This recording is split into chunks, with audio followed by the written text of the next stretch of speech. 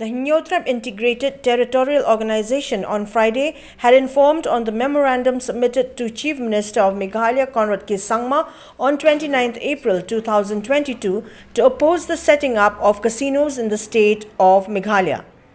Speaking to reporters at a press conference held on Friday, the President of Hito Central Executive Committee, Don Boklang Dakhar, informed that the organization is strongly opposed to the state government's decision to legalize and set up gambling units or casinos in the border area between Meghalaya and Assam at Khanapara, which is against the Meghalaya Regulation of Gaming Act 2021. The President of Hito also informed that a memorandum to this effect has been submitted to the Chief Minister of the state. Don Boklang Dakhar added that a 7-day period has been given to the government to resolve the issue, failing which Hito will have to resort to a mass rally that would include various other organizations such as the Christian Forum, women's organizations, archery committees and all who are against the setting up of legalized gaming units in the state, which Hito feels will lead to social decadence.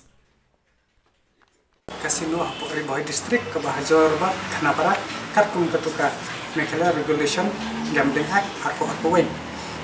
Kajing persya di kadungi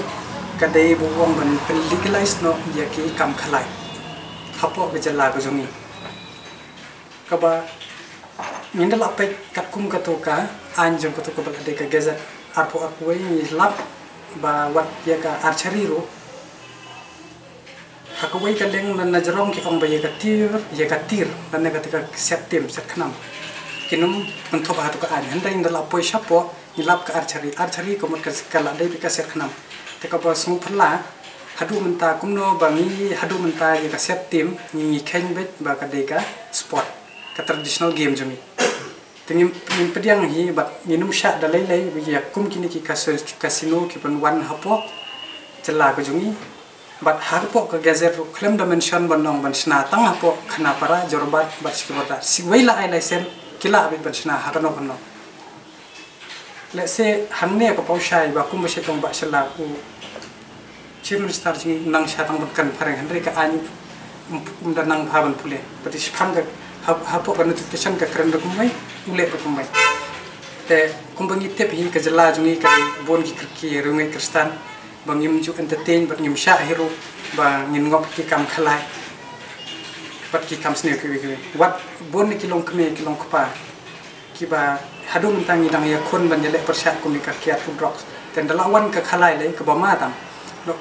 hab banda bat yeng bat sem bat ya ka tangaru kum ba long hapo ter spo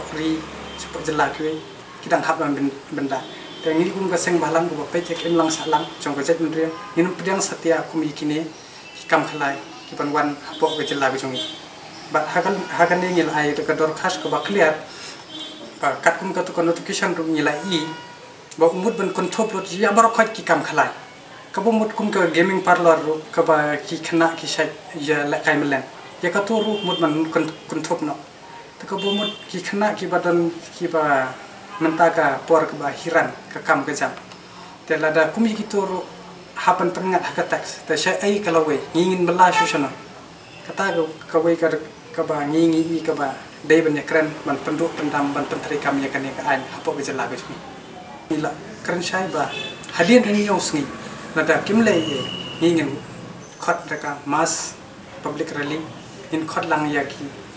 archery yaki Christian Forum ki reunion yaki longkme ki bal kino ki